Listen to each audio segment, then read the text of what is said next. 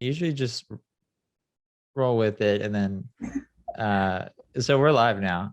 So I'm Okay. with Elise DeCamp from WeCommerce, VP of Acquisitions. Thanks so much for joining me on this podcast. Thank you so much for having me. I'm so excited. We're just doing it.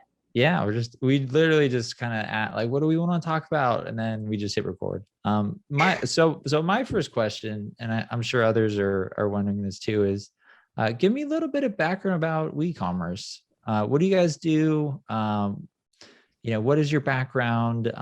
Any details on founding story? Let's start there and see where it goes.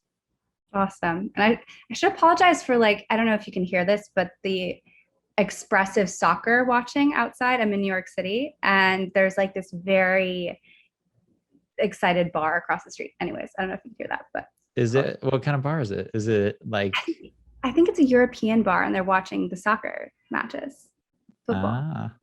I'm not a football fan, or I'm an American football, but all my Not very. friends are huge soccer football fans, so I get made fun of often for that. But I can't hear it if it makes you feel better.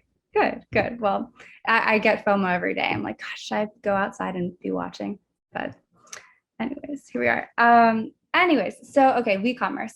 WeCommerce launched out of Tiny Capital. So Andrew Wilkinson and Chris Farling started Tiny Capital many years ago. They've been building and buying companies in the software ecosystem for a long time. And I think around 2019, they realized that there was a thesis to be had in the e-commerce landscape, and they'd done enough work in it to realize they wanted to really focus on it. And so at that time, they really transitioned Tiny to being a bit more of a family office, more focused on a general sort of thesis. And they launched WeCommerce as a public entity to focus on commerce software. And we have sort of stuck in the general Shopify ecosystem.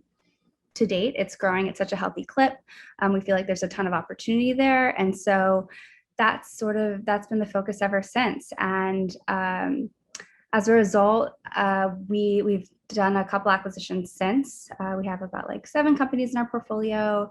Some notable ones of recent are Stamped.io, which is a reviews platform we acquired last year, closed this year, and then 460, which is a shoppable Instagram influencer platform. Nice. So do you guys acquire e-commerce companies, or are you specifically looking to acquire Shopify SaaS applications? Shopify SaaS applications. Yeah. So that's the differentiator. We feel like there's a lot of incredible holding companies, roll-up companies that are focused on brands, but we're focused on software. Nice. What's your favorite one out of the ones that you've acquired? Ooh, that we've acquired? That's a really good question. No one's ever asked me that before. Oh my gosh. We can change it to maybe favorite acquisition or founder that you've worked with and acquired the company. Yeah, I mean, I'm really excited about Stamped. I think that we brought in a new CEO, Andrew Dumont, and I think he's really great. I think there's just a ton of potential within the business and sort of open opportunities in the review landscape. And I started my career there as well. I worked at a competitor company, Yotpo, and that's sort of how I got started in the software landscape of e-commerce. So I'm excited to see what happens there for both Yotpo and for Stamped. Nice. So you're a VP of acquisitions, which is the coolest title I've ever heard. What does your day-to-day look like? What do you spend, your 8 to 5 doing, or 8 to 8, however much you work, or 8 to 12, whatever that is? What does your day-to-day look like? And what's like a good day? Ooh, what's a good day? Today's been a great day. Is it because of the soccer game across the street, or is it something else? I think it's because I went to a workout class this morning, but I'm on fire. If you go to a 7 a.m. workout class and then start your week, I just highly recommend it. I feel really good. Nice. I think that it's really very much like a startup, and that we're a small acquisition team, and we are fairly new in our sort of life cycle. And so a lot of my job is changing like every month or so, just like it is if you're a founder. I was a founder prior to this, and feel like there's just different chapters and things you're learning. And so that's a high level sort of nebulous answer, but I think like more tangibly, my time is really split between really like outreach, like being founder focused and like connecting with new founders that we want to get to know. And those can be like first, second conversations. Another probably quarter of my time is spent on diligencing sort of open opportunities.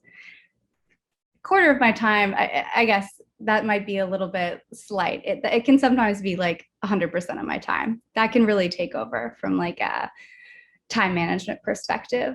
And then I think another part of my time is really thinking about how we are externally facing as a brand. So that's something that's fairly new and we haven't spent a lot of time on, but something that I've done a lot in my background. And so there's a lot of open room for us to sort of be more external facing. So hosting dinners and having a podcast and things like that. So spending some time sort of developing those things that we want to do. Nice. So you're essentially, viewing this like a startup, even though you have you're a public company, right? On the Canadian Stock Exchange. Yeah. But you're thinking of ways to essentially maybe re-energize, rebrand, really bring, WeCommerce, further into, the eye of founders. Is that accurate to say? Yeah, definitely. I mean, it's funny, we haven't talked about this internally about like our external messaging. This is purely in Elise's head. I see us as a startup, I guess, and I think everyone would agree. But I mean, we're working with these sort of nascent companies, right? Like our portfolio is still like new companies that have been around for maybe 5 years, but like I still consider them startups. They're still small teams, and so I feel like we're right there with them. We're small, we're early, and yeah, and it allows us to like just make decisions quickly, move quickly, yeah, and sort of work as a team, be like really integrated with each other. So nice. I like that. People still call Facebook a startup. So the definition of a startup, I don't know where it starts and ends. Got to be a cap somewhere, right? Here's a curveball question. Can you walk me through like a perfect acquisition step by step, like initial reach out? You can go all the way down to the color of the logo. Like what is like, Elise sees a company, buyer reaches out. How could they, optimize their chances of, WeCommerce being interested and potentially being acquired by you guys? Oh yeah. Okay, let's think about this. So I reach out. I cold DM you on Twitter. We talk that week. So they respond back. Yeah. Oh my gosh. Okay. All right. They got to respond back. Yeah. Got it. That's key. Yeah, major Taking key. notes. And I bring that up because it's so like that for me, at least in my experience, just responsiveness of founders, it can be huge. I'm not sure if you agree on that. But sorry to interrupt. Keep going. No, I think that's right. I think one of the things that I try to push people to do, some people will respond and be like, yeah, I don't know, I'm just not thinking about it right now. Maybe down the road, or they'll sort of see it as like kind of insulting. They'll be like, no, like I have tons more room to grow. Like, why would I have an acquisition conversation? They see it as like, it's an out, it's like an end of the road. And so I try to like convince founders if the opportunity is there that like that's not how they should be looking at it. Unfortunately, acquisitions have been sort of, I think, branded inappropriately in our sort of society as this like really laborious, awful experience. Because it can be, it definitely can be. It can take a year. It could fall through. You could just, be completely distracted from actually building the business in the process. It can be really painful. And so we really try to make it as like pain-free as possible. And so I try to have conversations with people that are just like, let's just get you evaluation as quickly as possible, just so you can see if you want to like have this, if this is a real thing. I don't want people to spend too much time on going through this process, but I want them to see it as an option, right? Does that make sense? It does. And I can actually verify that for what it's worth. I've had a lot of founders that have worked with you and the Tiny team. I don't know if you guys overlap, but I've heard nothing but great things across the board by just making it easy. Because I went through an acquisition process that took years and probably years off my life as well.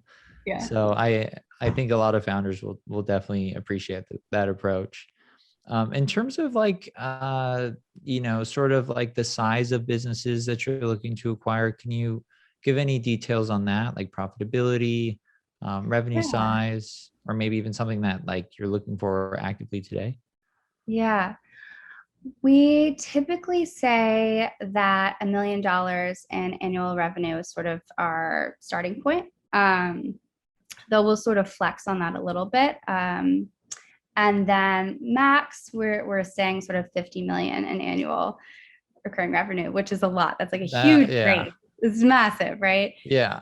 I would say that probably 90% of the companies that I talk to are in that $2 to $7 million range, let's say, majority. And for us, there's not a better or worse in regards to size. Profitability is great. We definitely look for profitability as a publicly traded entity. It supports our stock price.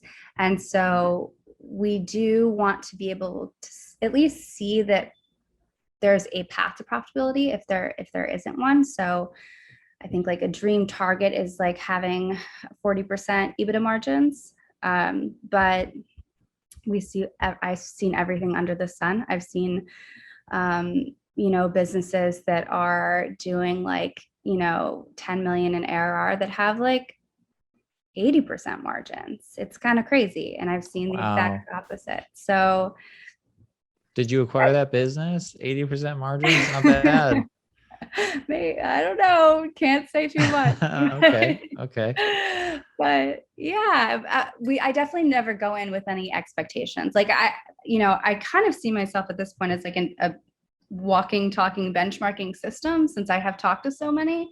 But you just never know until you look under the hood. So what can founders do to better prepare for acquisitions in your experience? What's like a common theme that you see? Because you talk to so many founders, maybe it's a simple P&L, maybe it's responsiveness to your questions, maybe it's being open about selling. Like, what are some things that founders can really do to, as you really start going down that path with them, they're prepared and yeah, I think like definitely it's important to be really open and transparent about your historicals. Like, if you had any sort of founder fallout, if you've had any indebtedness, like if you've had any things that we should know in advance, just builds trust. Like we're easygoing people, but we sort of need to see those in advance.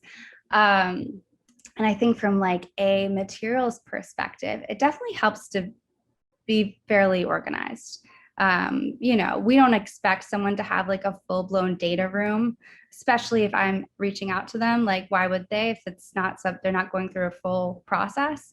But it definitely helps to have a strong understanding of like the simple things, which are like, do you have like organized P&Ls from the past few years and the most recent quarter?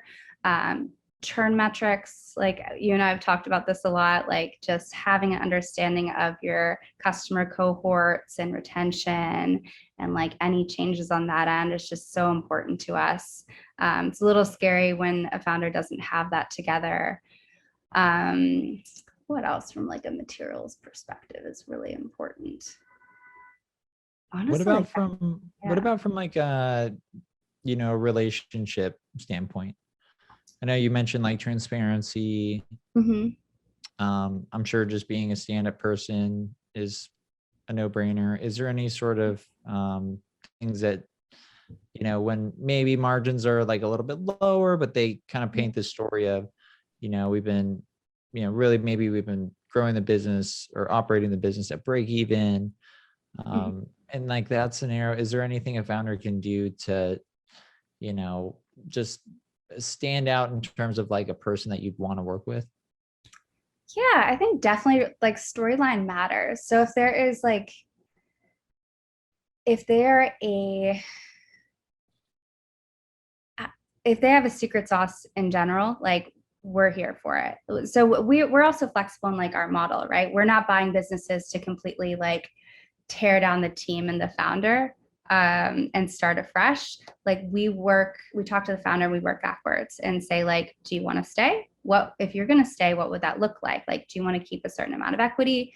So there's definitely something exciting for us if the founder has a secret sauce towards building their business, whether they're like just a masterful product person and they can see an opening in the arena and then they can, build a product in 3 months and they can just churn those out like every 6 months. Like I see that, that's like a really valuable human.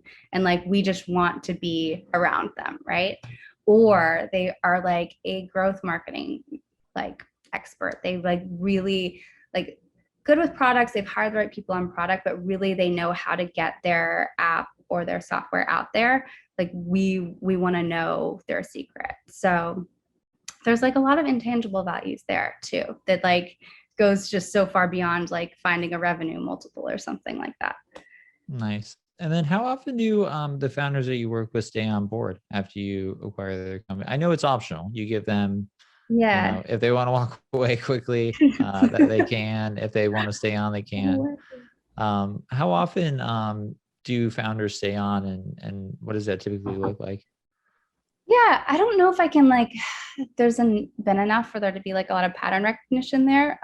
With Stamp, the founder did not, for various reasons. And then with 460 did. So it really totally depends. And I was telling this someone the other day, it's oftentimes the founder like wants to start a family. Like, I don't know what the deal is in this industry, but like it's always, that's like the reason that I hear 90% of the time that founders are like, whatever we do going forward, I just need more time to spend with my family.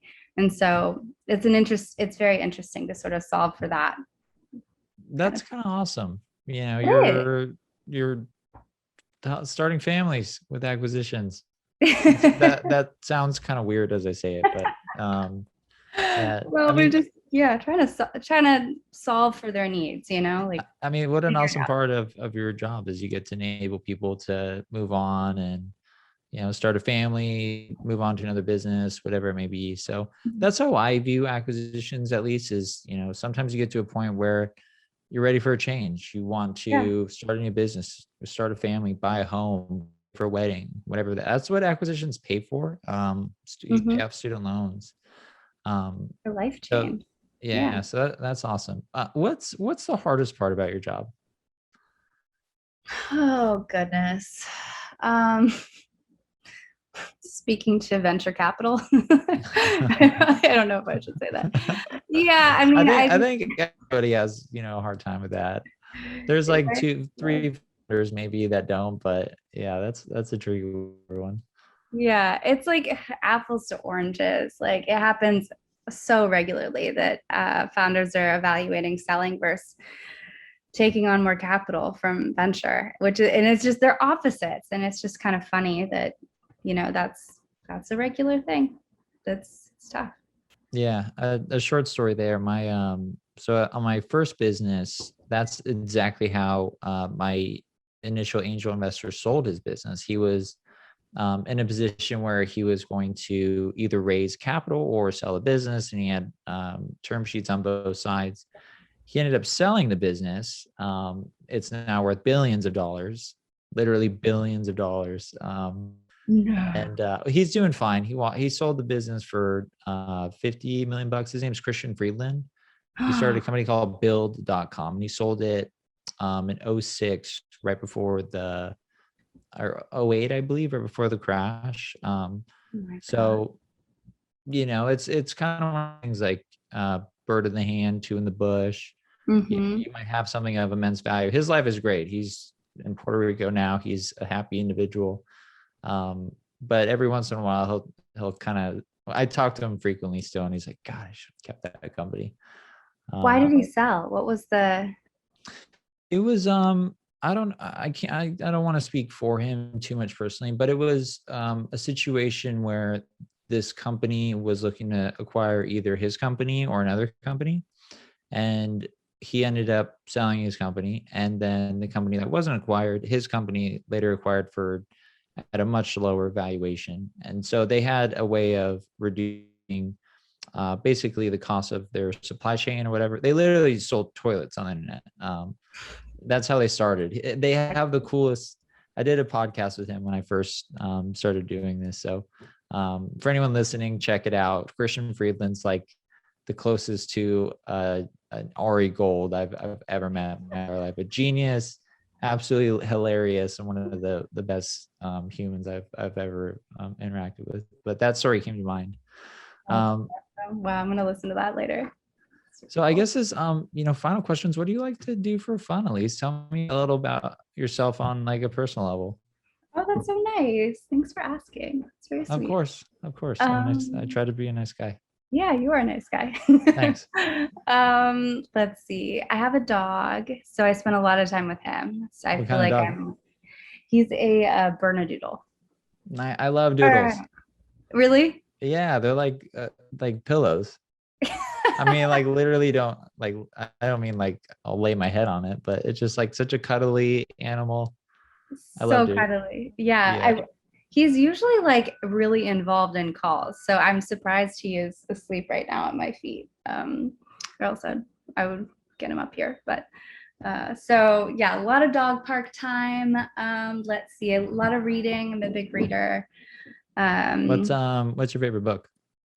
Oh my gosh, That's a hard question. You can give me like one of your favorite books.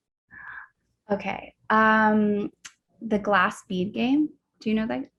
I have. Do you read fiction or nonfiction? Both. I haven't heard of that one. No.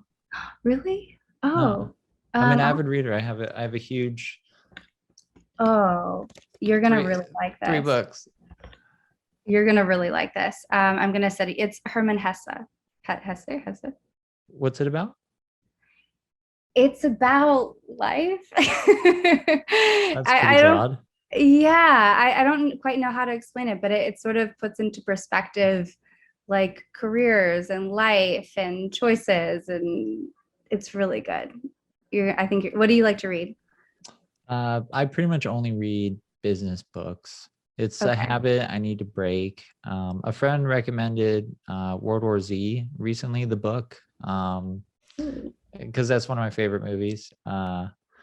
Also, I should say, like, I like Moneyball and like some other normal movies, but that movie I always liked. But the book, I guess, has like different chapters of like how, I don't know, check it out. It's different than the movie. Okay, cool. Which one do you think is better? Well, I've only seen the movie. I haven't read the book. Oh, yeah. Okay. So that's on my to-do list, is to start reading some non-business books. But in terms of favorite business books, Play Bigger, if you've heard of that one. Bigger, okay. It's about like marketing and category creation and branding. I think you would really love that read. Impossible to Inevitable by Jason Lemkin and Aaron Ross. What's another one? Strategic Entrepreneurialism is like the word. It's kind of a book about how to build an acquisition, or how to build a company with the purpose or the goal of it being acquired. The premise of the book is basically trying to, build a puzzle piece for a larger entity to potentially acquire. What else? That's probably my top 3. And then probably Tuned In. Tuned In is another good one about just really how to, not just talk to customers, but when you talk to customers, how to really pull out pattern recognition. So you get, you don't show someone a product and like, do you like this?